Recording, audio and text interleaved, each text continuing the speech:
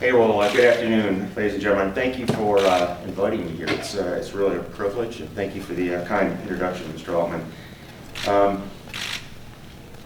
I've just kind of noticed it's a lot like one of the Navy staff meetings, a lot of empty seats in the front. Somebody should probably do a doctoral dissertation on it. But hopefully we can have a conversation here today. I got a couple of remarks, but I think most of the time I want to spend hearing what's on your mind and answer your questions. But I'll tell you the really two kind of principal things that I wanted to talk about quickly. The first thing is our need to communicate more as a service. And as the Vice Chief, in this assignment, I really don't get the opportunities that I used to have to be able to tell the story about our Navy to the American people and really those other folks around the world as often as I would like to.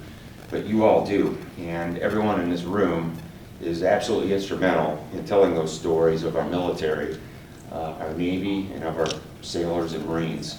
Whether those stories about the big national strategic issues, whether they happen to be about the service issues that we face, budget battles, current events, or just the lives of our sailors and Marines and their families, the human aspects of it.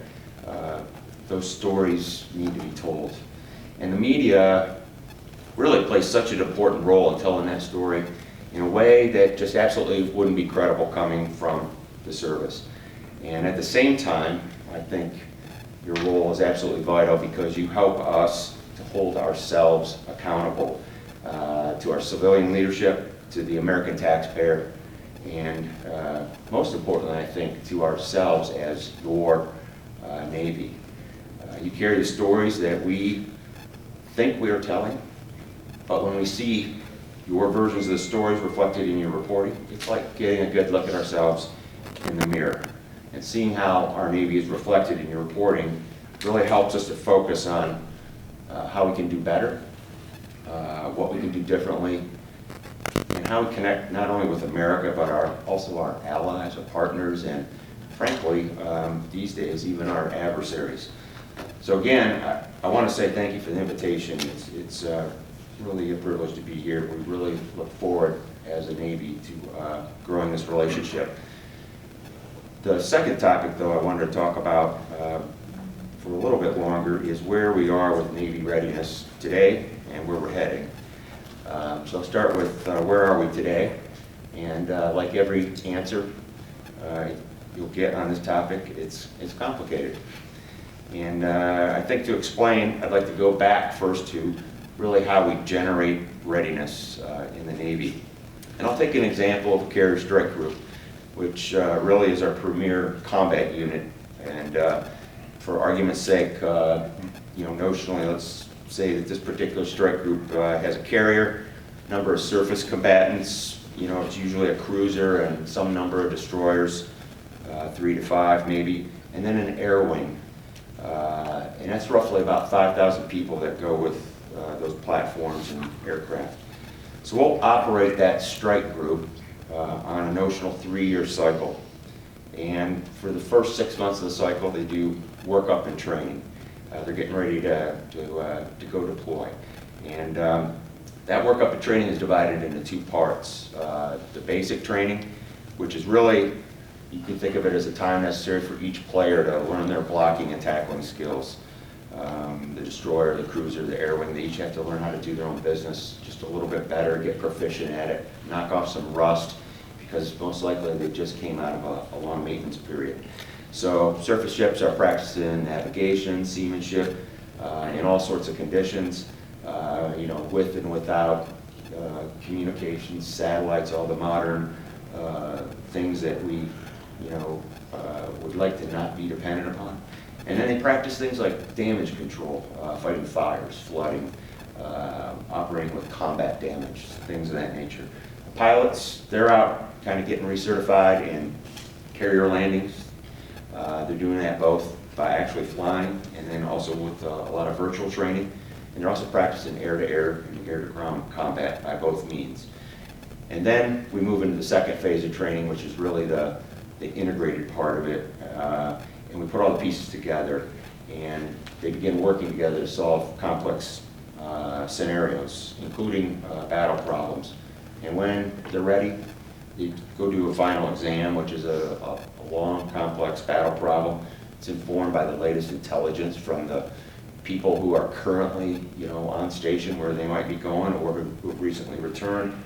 And it's really a crucible test. And if they don't pass, they're not going to go.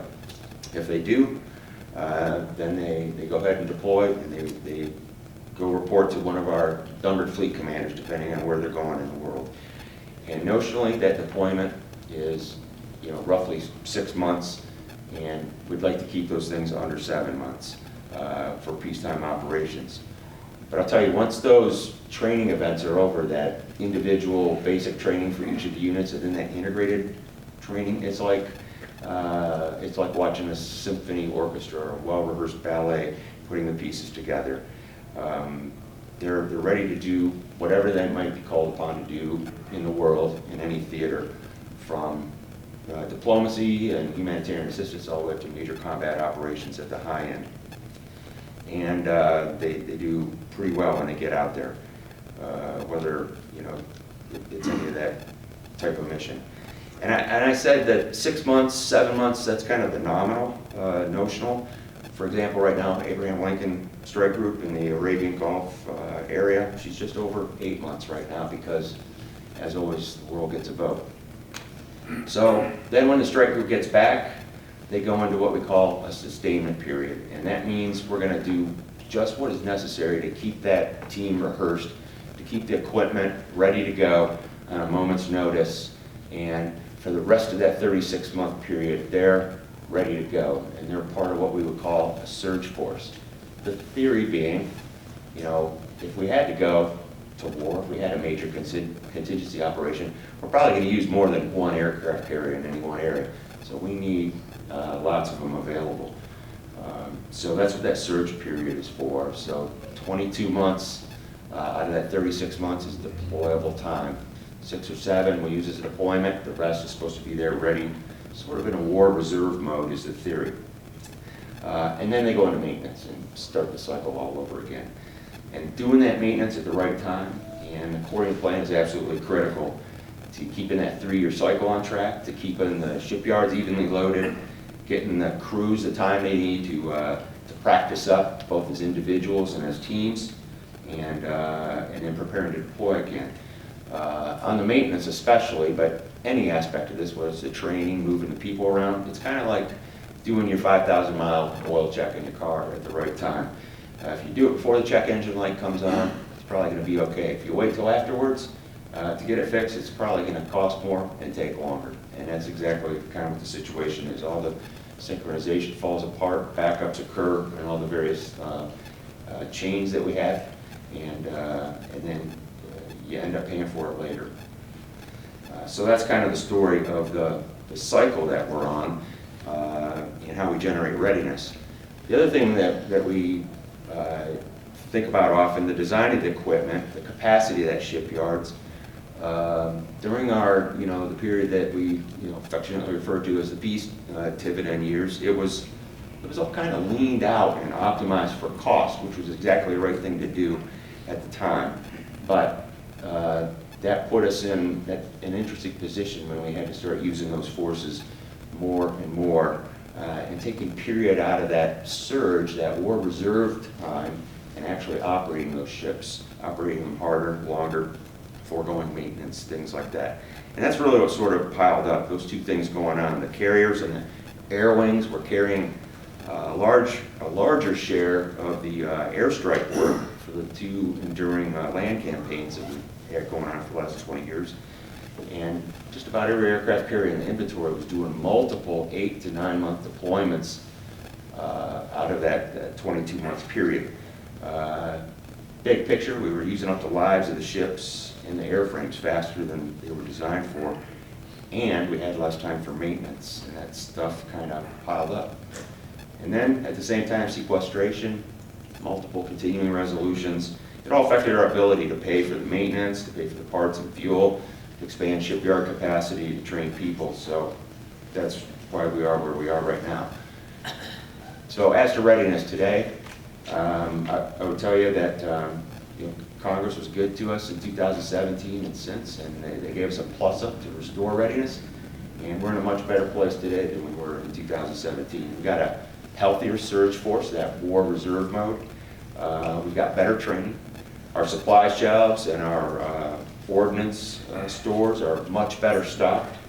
And I'll just give you a couple examples. One that we recently just finished our first year working hard is on large-scale readiness improvement is our F-18 Hornet mission-capable status. Rhinos, as the aviators call them.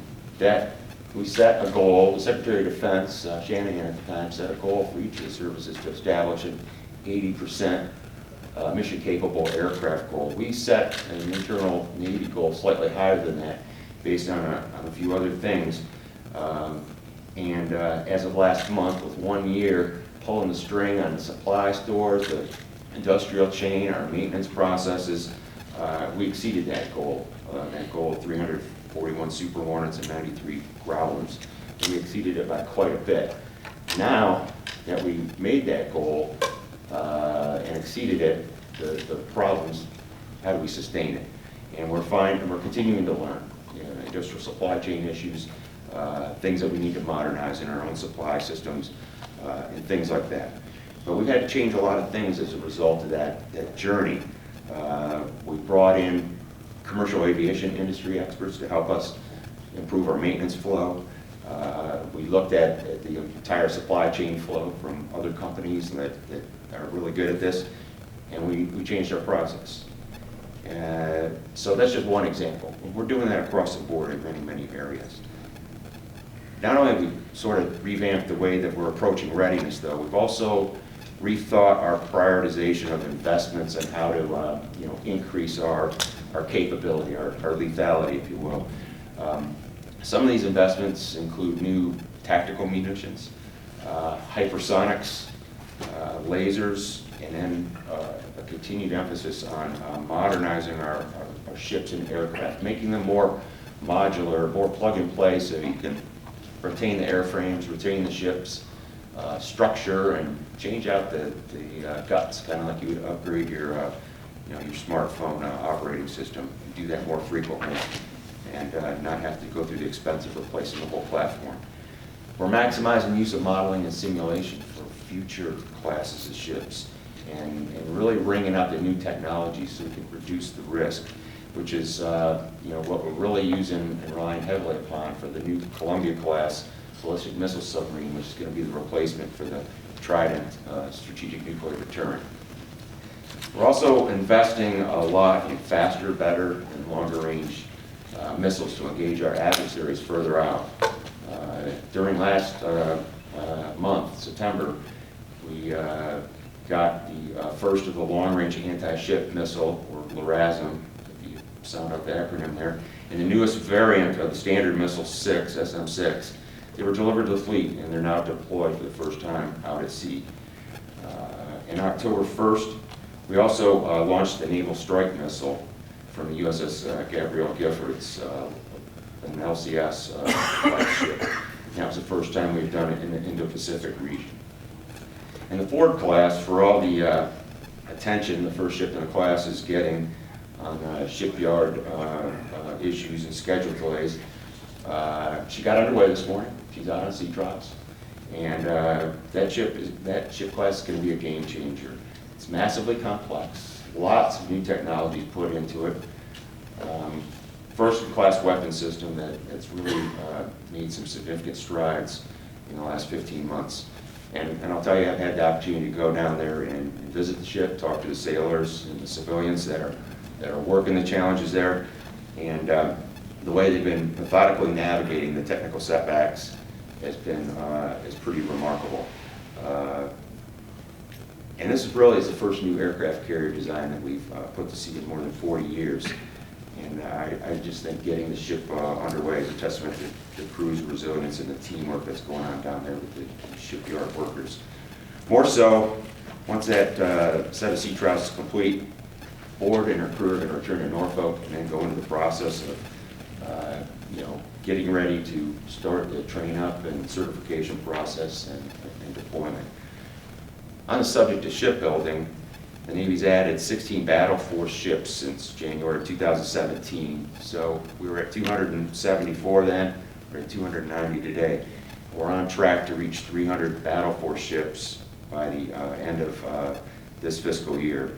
And that's going to be the largest ship inventory we've had since 2003. We've also sort of insisted on doing it right as we increase the size of the fleet.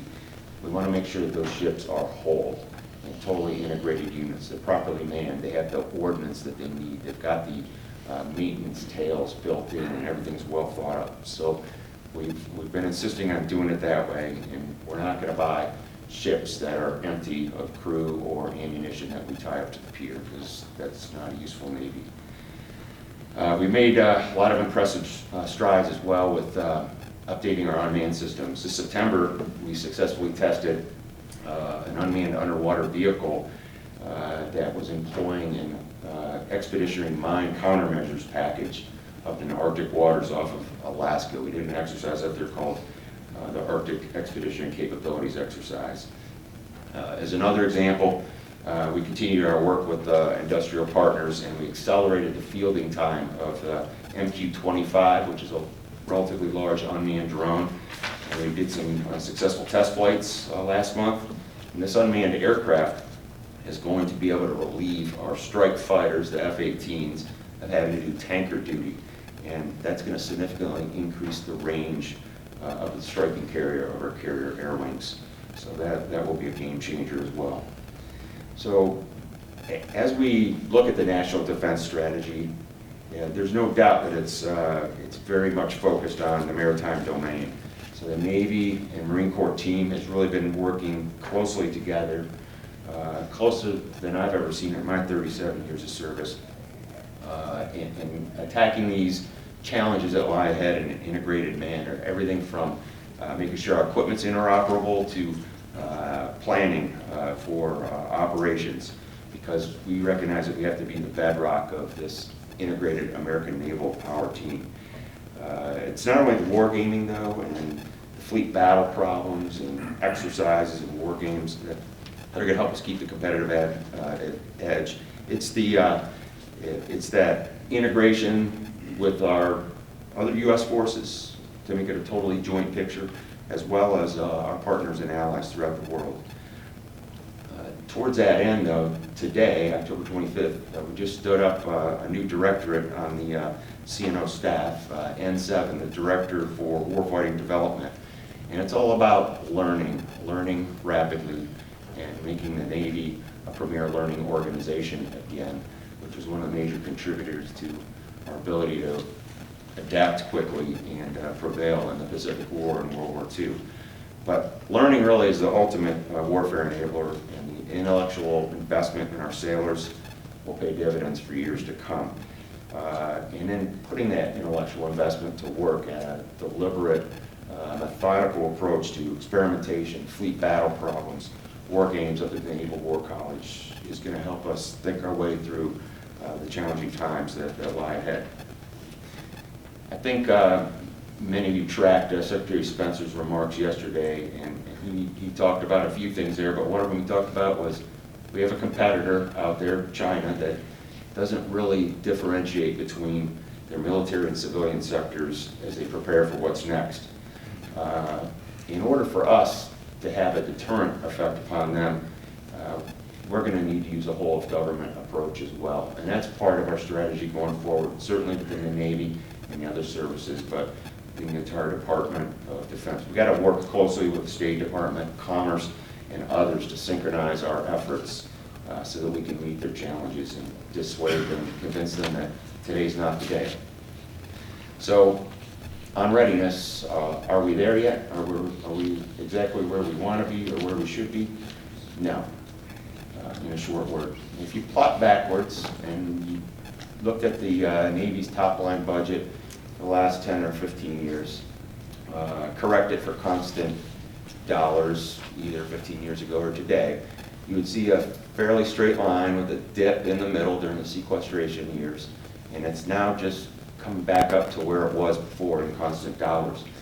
That area under the curve where the dip is, though, is the readiness we still haven't quite made up yet. We haven't made up that delta. But that additional funding we got with the FY 17 through 19 National Defense Authorization Acts brought us some stability, brought us some predictability, and that really helped us halt the decline in readiness and make some significant progress going forward. But I'll tell you, continuing that momentum is going to require continued stable and predictable funding. Otherwise, we'll lose our ability to compete with our peer adversaries. So every time we have a continuing resolution, like we're in now, it delays things like new contract starts, it slows ship repair and construction, and it impacts money we would spend on readiness. So we're concerned, but we're also confident that our congressmen and women will get this solved quickly, because they're very understanding of the situation that we're in. So on the subject of shipbuilding, extending that thought, will we get to 355 ships? I think with today's fiscal situation and where the Navy's top line is right now, we can keep around 305 to 310 ships whole, properly manned, properly maintained, properly equipped, and properly ready. And although a 355 ship Navy, I think, is a great target for us, it's more important that we have the maximum capability to address every challenge that we might face, given the resources that we do have. So the challenge for us as we plan going forward is, if you can't have as many ships, how do you get the same naval power? So you might be aware that we're in the final stages of an integrated force structure assessment. The last force structure assessment we did was in 2016, and it played a large part in informing the congressional action to require 355 ships. And although I can't tell you the details of what's this new force structure assessment's pointing to, I will tell you that we're doing some things differently here, and I'm kind of excited about the approach that we're using. This initial one, we're doing it in two parts, and it's completely integrated with the Marine Corps, looking at naval power as a whole, so that we build out a future force structure that helps us meet those national defense strategy objectives.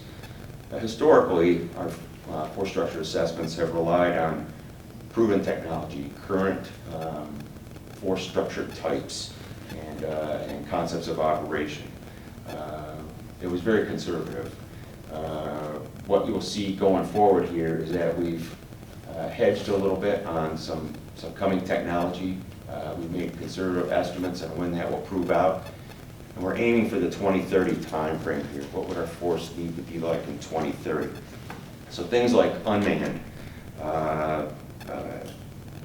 developmental concepts like our Navy's distributed maritime operations, the Marine Corps' expeditionary advanced base operations, the Air Force's multi-domain command and control, the Army's multi-domain ops. They all fit together in this future fight that we envision. And it really kind of becomes the pinnacle of an integrated joint force that also includes allies and partners and reinforces the need to operate jointly.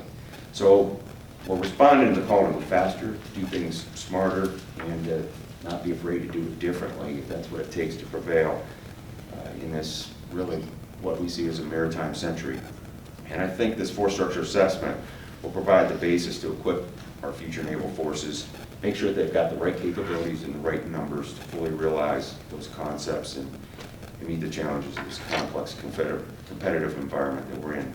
So I'm looking forward to sharing those details with you as soon as the analysis is complete. I've given you a little bit of a snapshot of how we're focusing on readiness and lethality. We talked about the maritime environment being a central focus, consistent with the national defense strategy. And I think you understand why we're feeling a sense of urgency. Because you see the other guys have made up a lot of ground. They're right behind us in the rear view here. And in a lot of ways, in many ways, they might actually be ahead of us. But I have to tell you, I don't think that the American public understands that. So I'd ask for your help and advice on how we can better convey that to the American public. And I think you can play a big role in that. It's part of the whole government approach, frankly. And for our part, on the Navy side, it's absolutely imperative that we communicate more. We've got to build that trust through transparency, and I'm looking forward to working with you on that. I'd like to take just a few minutes, though, before I wrap up, talk about our sailors. I think they're great representatives of the American public. They're phenomenal diplomats when they go ashore overseas. From my perspective, I don't think there's ever been a better time to serve in the United States Navy. In my former role as Chief of Naval Personnel, I had the privilege of being able to plan for Navy's manpower readiness. And as part of that job, I got to go out frequently and watch our sailors in action throughout the fleet. And when you go out there and look, and I know many of you do this frequently, you get to see firsthand how actions at the individual level really can have a major impact over the long term for fleet readiness, for improving our processes, for just making a strategic difference through small tactical actions. So toward that end, in the personnel world, we embarked on this holistic modernization effort of the personnel system and really strove to make it one that recognizes the customer, which was a change in emphasis for us, the customer being the sailor and the sailor's family. Make them the center of everything we did, make them the center of the processes, the systems. Give them choices, give them flexibility, give them transparency in their career moves. Mobile apps to take care of their pay and personnel issues, 24/7 call center service. Idea being if we could take away those frustrations that doing things the way we did in the 50s, I mean 1850s, not 1950s, which is what many of our personnel policies were, that sends an unintended signal that we just don't care about them. So get rid of those as fast as we can. By taking away those frustrations, those distractions, they can concentrate on what we really need them to be concentrating on. And as importantly as that, empowering those young, agile minds, getting out of their way so that they can do the amazing things that we need them to do. So just to continue bragging a little bit about them, I will tell you that statistically, our sailors of today are the best we've ever had by any metric. A little bit older on average than they used to be when they joined the Navy. Today they're around 21 and a half years old. Many of them have gone off and done something else for a while before they enlisted in the Navy. They're also staying in the Navy in record numbers, which is counterintuitive given where our environment and job market, economy and job market are. Last year, 75% of our first-term sailors re-upped for a second contract. That's nearly double our historical averages.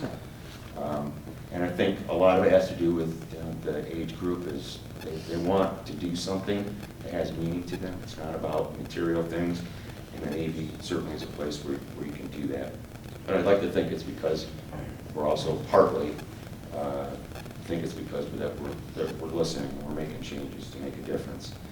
Similarly, we've been making our recruiting quotas, which has been challenging, but also we've been raising them dramatically to keep up with the increasing ship inventory. But every time I get a chance to go watch them, I just look at them and I'm proud. And I'm proud of the work that the entire Navy's done to create this environment where sailors want to stay, frankly.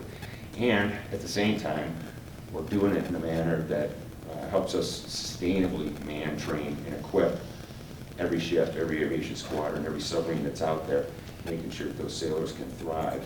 Because I really think that's going to be our secret weapon. It has been in the past. It will continue to be. People are the absolute foundation of our Navy as they are the other services. None of those ships, submarines, or aircraft would mean anything without the crews who fight them. So some absolutely amazing people out there. And frankly, that's why I've stayed in the Navy for as long as I have. So I'll just wrap it up here and say the world's changed. This really is a maritime era. The Navy's working full-time right now, keeping the sea lanes open, enforcing international rules-based customs and norms to protect those who are transiting the high seas. And part of that job, the things transiting on those high seas are American interests and American commerce. We're still a maritime nation for commerce, by and large. And the other thing is making sure that our adversaries don't get against us. At the end of the day, though, it's the sailors that answer the call, and we're very proud of them, and I think you are too. So, I'm sure you have a few questions before you go to lunch. If I can just kind of sum up, there's challenges, and you guys are going to accurately report on them, and look forward to working with you on that, as do the entire Navy. And I'm confident that our integrated team of the Navy and Marine Corps and the naval power they bring to bear is going to be up for those challenges. So thank you again for the opportunity to be here, and be happy to take your questions. So, thank you very much. I'm going to take the moderator prerogative and ask the first question. And it really has to do with the sailors and Marines, and it has to do with military justice. One of the first things when I got here in Washington is I had to deal with a situation where a Navy JAG officer sent us an email with documents. And so I said, oh, this is obviously the gallery situation, and there's crime in there. And then that engendered a review. And so I wanted to ask you the status of that review of Navy and Marine Justice, the JAGs, and also whether you guys are looking at NCIS.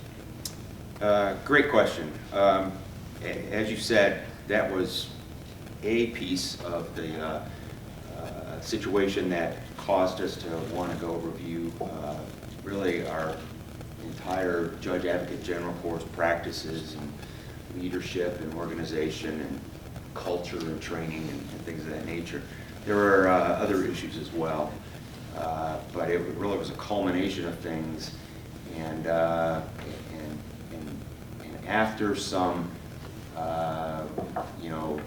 pressure on the JAG Corps to frankly do some retrospection and self-policing, if you will. Go look hard at yourselves. What do you need to do to address these issues? It wasn't very satisfying to the CNO at the time, John Richardson, or I. So the CNO set us on this comprehensive review course, and then the Secretary of the Navy thought that the Marine Corps would benefit from the same look. So it's a combined Navy and Marine Corps team, and looking at both elements. And the Assistant Commandant's focused on the Marine Corps aspect. I'm leading the comprehensive review for the Navy side. We got a lot of external help from experts in the field, from civilian law firms, practicing in numbers of different fields of law, U.S. District Court and federal court, prosecutors, defenders, judges, from all different levels of the system, both government and non-government, as well as some Department of Justice and other organizational expertise. And we also brought in folks from the other services to see how they do it, just to see what we could learn. And the Secretary of the Navy, when he reassigned it with the Marine Corps, he gave us 90 days, which ends third week in November sometime. I can't remember the exact date. We're kind of in the final phases of adjudicating our major findings with that panel of experts that is meeting largely in person. Occasionally some folks are joining us virtually, but it's been really productive. We're grateful for the help of those subject matter experts that volunteered their personal and professional time to come and help us. But we have some solid recommendations. The report is not final, so it's premature for me to talk about it.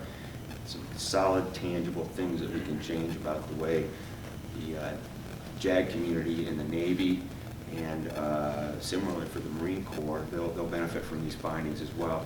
Can do things a little bit differently, how we train, how we acculturate, how we organize, and prevent these sorts of issues from happening in the future. Can you say whether NCIS is also being reviewed as part of that process? Our charter did not include the examination of NCIS processes, but we look at NCIS's role and how they interact with each of the cases to garner lessons as they would apply to the JAG Corps. Well, thank you very much. I'm going to open it up now to all the experts in the room. Thanks. I have a question about North Korean submarine capability. North Korea claimed that they successfully launched submarine launch ballistic missile about a month ago. And do you think that, how do you assess North Korean submarine capabilities? Do you think the United States Navy can track out the North Korean submarine? I don't have a lot of insight into the specifics in the North Koreans' submarine ballistic missile program. They did report that they tested a ballistic missile. It's not clear to us that it actually came from a submarine, but they're getting help. They're getting help from others, and we have to keep a watch out, and we should be rightfully concerned about their progress in development. And I think would be foolish to discount their capabilities. So we'll continue to assess and watch carefully. But that would be another game-changing leap forward in progress for them in their ability to threaten the continental United States directly. So it's of great concern to us. It's something to watch. And I don't have any specifics on that. Thank you for the question. About in back there. Hold on a second.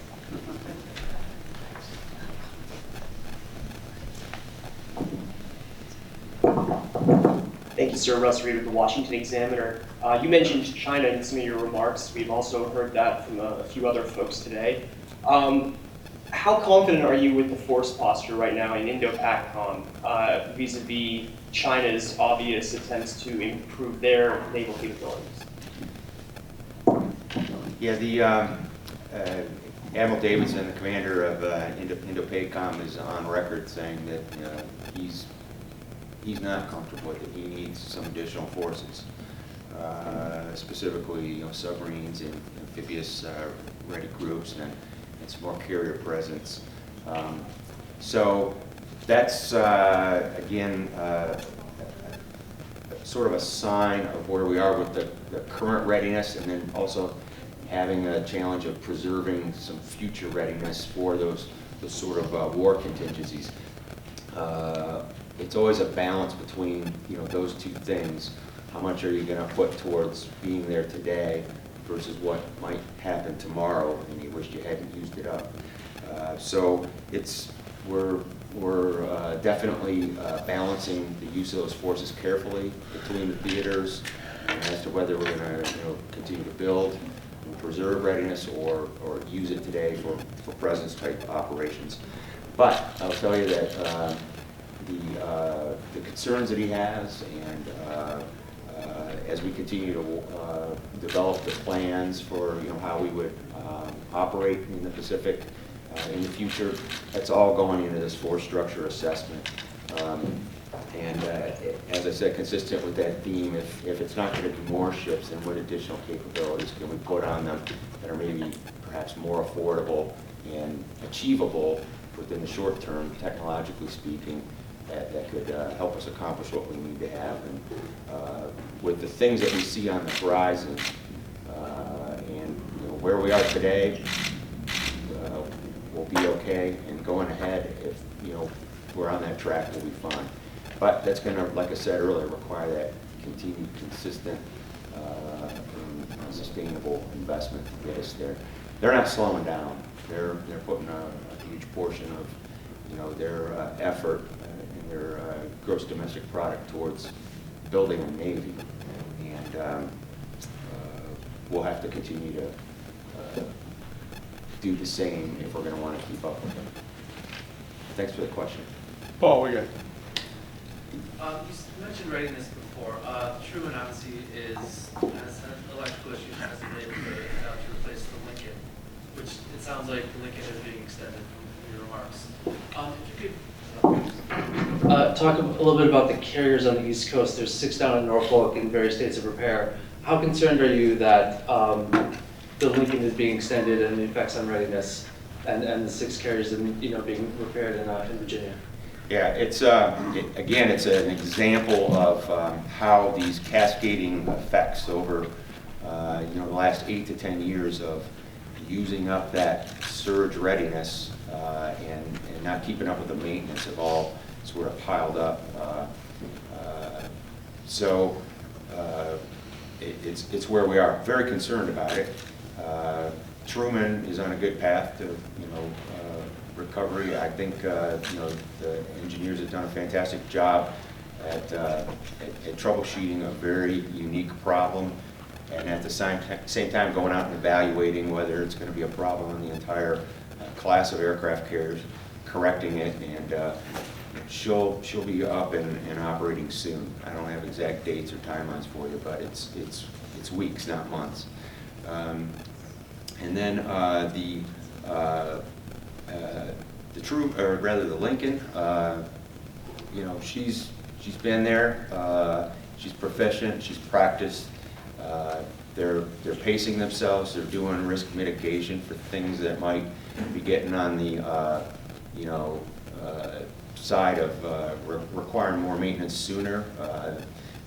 So we've taken measures to help them with those sorts of things, and we'll just continue to watch that closely. But we obviously get concerned anytime we go beyond about 8 months. They've got a good leadership team on board. They were upfront, honest, and open with the crew of the entire strike group, and every sailor knows the world gets a vote, and we're going to stay and do the job until we're properly relieved. So the crew's taking it well.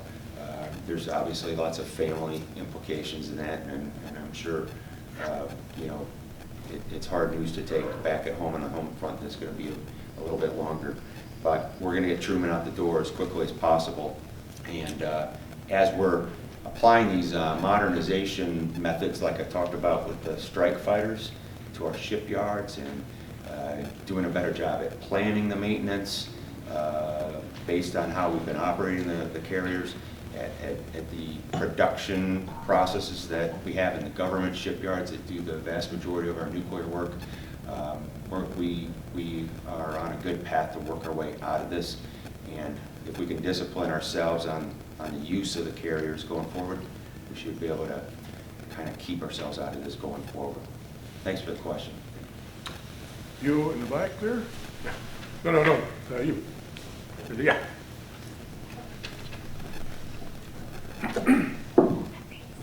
Hi, sir. Mallory Shelbourne with Inside Defense. Thank you for being here.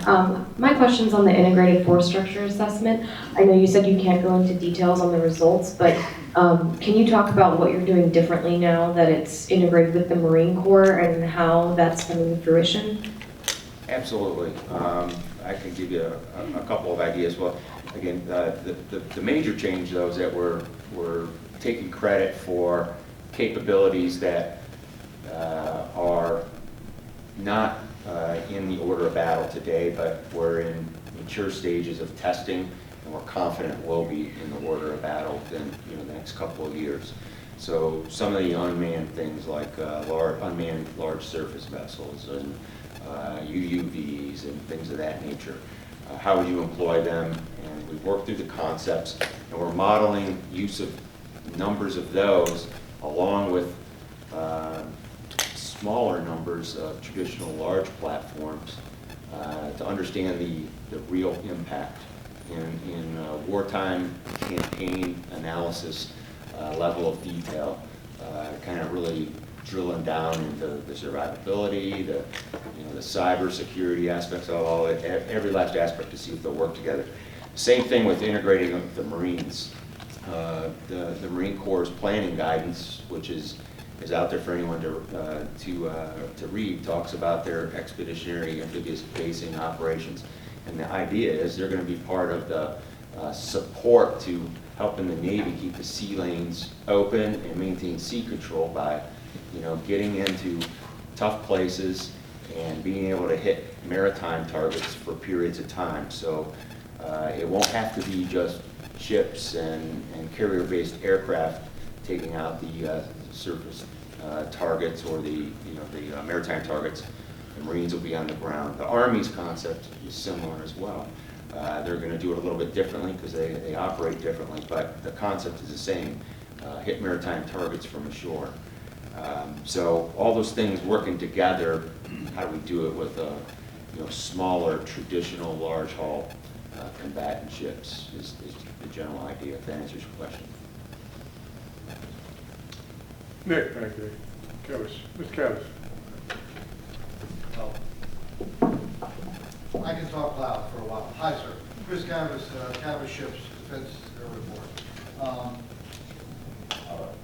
So this is dangerous because I'm going to talk too loud. You talk about us helping you. Well, maybe you help us a little bit in terms of getting the word out about China. So I've been told for years, my understanding is just about every U.S. Navy warship, even U.S. Navy aircraft that are operating in the South China Sea, a very large, very big area, is shadowed, tailed something by some Chinese presence. We have only released one Navy image in all these years of a Chinese ship tailing a U.S. Navy ship. That was of the Freedom, and that was some years ago. That dates it right there. And yet this happens on virtually a daily basis. A couple instances where you had teams on a P-8 flying into an area, so we can listen to what the Chinese say, virtually on a daily basis. Yesterday, the Coast Guard, which has a cutter right now, Stratton, on a Westpac deployment, put out several pictures, 2 pictures with a Chinese cutter almost right next to them. Actually, one of their 12,000-ton cutters is with them. Another shot from a different cutter. That was interesting, and the Coast Guard was very matter of fact about it. But we go out of our way, way out of our way, to not publicize what the Chinese are doing in international waters. And they don't just do it to us; they do it to everybody. All the Japanese ships that go through, the Vietnamese ships that go through, the Philippine ships. But this is a constant thing that they're doing in international waters, where it's supposed to be international waters, but they're acting as if they're territorial waters. What is the thinking about going out of your way consistently to avoid this messaging? And did somebody in the Coast Guard make a mistake yesterday when they released these pictures? I'll be frank with you. I don't. We haven't consciously gone out of our way to withhold that information. I could think of a couple that we've published pictures on and things, but the fact that you're perceiving it tells me we've got to do something different, and I'll take that one home. We'll go fix it. Because if I can make it easier for you to help me, we're in. So we'll fix it. Thanks for bringing it up. You in blue? Thank you. Megan Eckstein with USNI News. If I could go back to carrier readiness, just to put a finer point on it, right now 5 of 11 carriers are sort of outside of that 36-month OFRP plan you talked about, whether they're not yet into that or whether they're in lengthy maintenance. So I wonder kind of how top leadership is looking at OFRP and whether that's something that's really viable going forward, and then also how that's affecting talks with the Joint Staff about carrier readiness, if you could just elaborate on the comments you made. Sure. Again, we understand why the carriers are in the situation they are. And OFRP was designed, the O in OFRP stands for optimized, but it was optimized in 2012 around some different objectives. So we recognize that we have to take a good hard look at it. We started that look last July, and Admirals Grady and Aquilino, the 2 fleet commanders in the Atlantic and Pacific, OC&O an answer on that here in the coming months. But we're very open to making changes to that readiness plan, and we've taken it down to the fundamental assumptions and principles of it, and what do we have to do differently, look at it. We are having discussions with the rest of the Joint Staff and Secretary of Defense on this very issue. They all understand how it got here, but they're working with us to let's do it better going forward. And part of that is you can't use up that wartime capacity for things short of war and wish you had it when you need it later. So we're going to have to do a little bit of an appetite suppressant on how many carriers we're able to provide. There's not one combatant commander on the planet on the U.S. side that will tell you that they don't need their carrier or carriers, as the case may be. So they're very much in demand, and I don't think that's much in contention right now. But how we improve the availability, part of it will be these maintenance actions, the overhauls that we're doing in the processes and getting more efficient there. And then if we can come up with a different operating model to generate that readiness more efficiently, we'll definitely be looking at that hard as part of the assessment. It's a great question. Thank you very much, Armand. Gentlemen, the vote there. Hi, sir. Ben Warner with Hi, the Ben. U.S. Naval Institute. Hi. Good to see you again. And I have a question about your comment about sustaining a 310 ship fleet, or up to about 300. What is, I guess, holding back the development of more ships? I mean, how much is it under your control in terms of manning, and how much does it come down to industry's ability to, build more? And how much is Congress, appetite to fund it? Yeah, it's that number I gave you is if our top line does not go up, and if it remains where it is now and is projected to remain for the rest of the future years defense plan, that's about where we can get to and do it right in terms of man those ships and maintain them and have all the ordnance for them and generate readiness. So we would need an increased top line. We've got a number of fiscal challenges all sort of coming together at the same time, as do the other services. It's a unique situation when we're trying to recapitalize our strategic deterrent force, this Columbia-class submarine. That's a very significant investment. We've got a lot of modernization efforts going on in other places like nuclear command and control and a lot of the cyber things that are being hardened and things of that nature. So it's almost a little bit of a perfect storm there when we also are trying to grow the Navy. And so we're having those conversations as well. It's not to say that we won't get the 355, but some tough decisions are going to have to be made. Some changes will have to be made in order to be able to fund going there. And we're having those discussions right now. But thanks for giving me the opportunity to clarify that, Ben. Yes, sir. Mr. Naval, with the Navy trying to modernize its workforce, and I noticed you recreated the torpedoman's rating. Do you have any other rating changes in mind or any new fields that you have to create special needs of? The torpedoman and the other one was the shopkeepers. Yeah, that was by recommendation from sailors, and I'm not aware of any other ones that are in the hopper at the moment. But if there's interest, we'll certainly take a look. The Chief Naval Personnel, John Naval, Vice Admiral, who relieved me, continues a practice that we started then, that they've got a pretty good, virtual suggestion box there, and they act on the ones that they can act on, and he's done a good job at carrying that through. That's just one example. Do you know some rates that you're interested in? Not Yeah, but I'd be curious. Jim. James Porter from Newsweek magazine. I wanted to take you back 2 years, back when you were head of Navy personnel. I was reading about something you said in a House Armed Services Committee. You were saying, quote, you were saying our number one challenge continues to be our nuclear trained enlisted ratings. And then a very close tie there would be the linguists and the cryptology specialists. You go on to state that recruiting challenge and retention tends to be a challenge for both of those ratings. And then you go on to say that jobs where there needs to be technical degrees or specific technical skills also tends to be an increasing readiness issue. So that was 2 years ago. I'm trying to wonder, where are we now? And are those still in place? Have we overcome them, or what tends to be the main factors? Yeah, great question. I will tell you that those types of jobs are still very challenging. We, last year, the last 2 years, our overall recruiting goal has gone up quite a bit. 2016, 2017, we were recruiting between 32,000, 35 sailors a year.